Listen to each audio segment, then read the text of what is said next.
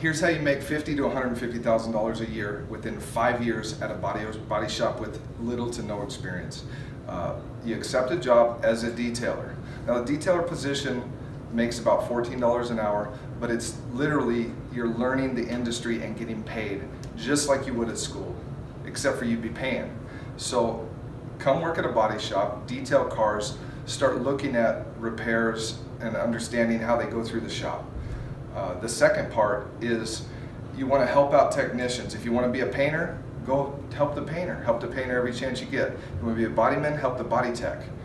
Get to be friends with those techs and work hard. They see that and then they come to us and they say, hey, we want that guy full time.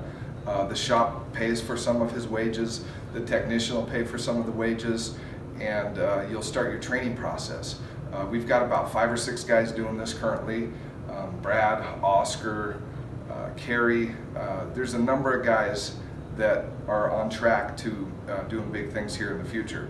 But it starts with getting in the shop. So if you have any interest, you're in school, it's not going well, you want to learn a trade, this is a trade that's going to have a need in 5 years. You make a lot of money doing it. It's literally the exact way I started. I started in detail, then became a painter, painter's helper, then a painter.